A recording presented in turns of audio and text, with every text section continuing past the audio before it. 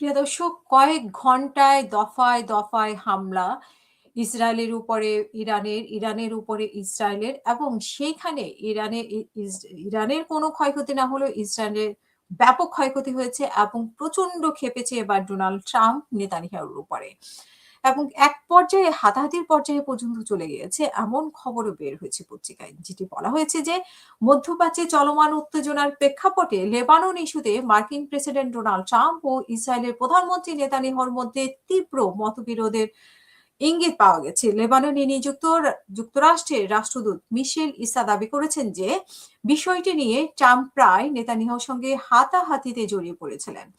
আল জাজিরার প্রতিবেদনে বলা হয়েছে যে বৈরুতের এক শহরতলিতে ইসরায়েলের বিমান হামলা ও ইরানের ক্ষেপণাস্ত্র হামলায় রাজনৈতিক বার্তা এবং ইসরায়েলের রাজনৈতিক বার্তা হিসেবে উল্লেখ করেছেন রাষ্ট্রদূত ইসা।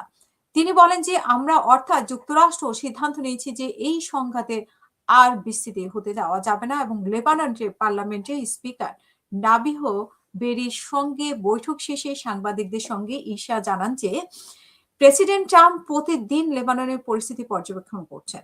তিনি বলেন যে লেবানন ইস্যুতে ট্রাম্প প্রায় নেতানিয়াহুর সঙ্গে হাতাহাতি জড়িয়ে পড়েছিলেন। এদিকে গত কয়েক ঘন্টার মধ্যে ট্রাম্প ও নেতানিয়াহুর মধ্যে আবারও ফোন আলাপ হয়েছে বলে এক মার্কিন কর্মকর্তা আল জাজিরাকে নিশ্চিত করেছে। বিভিন্ন প্রতিবেদনে বলা হয়েছে যে ওই ফোন আলাপে ট্রাম্প ইসরায়েলকে নতুন করে হামলা না চালানোর আহ্বান জানান। তার আশঙ্কা নতুন হামলা যুক্তরাষ্ট্র ও ইরানের চলমান আলোচনাকে ঝুঁকিতে ফেলতে পারে। খবরে বলা হয় যে ট্রাম্পের এই প্রস্তাব নেতানিয়াহুর আপত্তি তুললেও শেষ পর্যন্ত আংশিকভাবে সম্মতি দেন।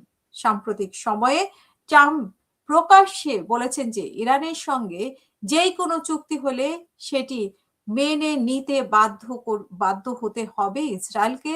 তবে ইরানকে শক্তিশালী ও অহংকারী উল্লেখ করে যুদ্ধবিরতির আলোচনায় অগ্রগতির অভাব নিয়েও তিনি মন্তব্য করেছেন ডোনাল্ড ট্রাম্প। গত 48 ঘন্টা ধরে পরিস্থিতি নিয়ন্ত্রণে রয়েছে এমন বার্তা দেওয়ার চেষ্টা করছে যুক্তরাষ্ট্র প্রশাসন। তবে বিশ্লেষকদের মতে মধ্যপ্রাচ্যের উত্তেজনা এখনো প্রশমিত হয়নি এবং সামান্য উস্কানিতেও পরিস্থিতি জটিল হয়ে উঠতে পারে এমনটাই। কিন্তু নেতানিয়াহুকে আসলে ডোনাল্ড ট্রাম্প কন্ট্রোল করতে পারবে কিনা সেটাই এখন প্রশ্ন। এবং আমরা দেখেছি যে চুক্তি আলোচনায় বা যে কোনো সমঝোতার ক্ষেত্রে এই নেতানিয়াহু বাধা হয়ে দাঁড়াচ্ছে। কারণ নেতানিয়াহুর অনুরোধে বা নেতানিয়াহুর স্বার্থ রক্ষায় এই যুদ্ধ শুরু হলেও 28শে ফেব্রুয়ারিতে, কিন্তু এখন স্বয়ং ডোনাল্ড ট্রাম্পই নেতানিয়াহুকে কন্ট্রোল করতে পারছেন না। এটাই কিন্তু বিভিন্ন মাধ্যমে উঠে এসেছে, এবং এই যে প্রকাশ্যে যেই পাল্টাপাল্টি হামলা হলো বৈরুতকে মানে লেবাননকে ইস্যু করে, যে ইরান এবং ইসরায়েলের মধ্যে, এটাও ডোনাল্ড ট্রাম্পকে আসলে জানিয়ে করেছে কিনা সেটাও সন্দেহ আছে, যেহেতু ডোনাল্ড ট্রাম্পের অনুরোধেই কিন্তু ইসরায়েল এবং ইরান যুদ্ধবিরতি দিয়েছে। কিন্তু ইরান যদিও হুঁশিয়ারি দিয়ে বলেছে যে তারা যুদ্ধের মাঠ থেকে সরে যায়নি, সামান্য ইস্যুতে আবারও যুদ্ধ লেগে যেতে পারে। কিন্তু আমরা স্বয়ং ডোনাল্ড ট্রাম্পকেই দেখেছি যুদ্ধবিরতির মধ্যে যুদ্ধ লাগিয়ে দিতে, বা কিভাবে হরমুজ প্রণালীর বা কেশম দ্বীপে আক্রমণ করেছে কিভাবে। সো যুদ্ধ থেমে যায়নি, এবং ডোনাল্ড ট্রাম্পও কিন্তু যুদ্ধ নিয়ে ব্যাখ্যা করেছিলেন যে যুদ্ধবিরতি মানেই যুদ্ধ থেমে যাওয়া না, যুদ্ধবিরতি মানে হচ্ছে একটু আস্তে আস্তে এগিয়ে চলা এবং যে কোনো মুহূর্তে ধীর গতিতে গুলি চালানো, এরকমটাই তিনি ব্যাখ্যা করেছেন।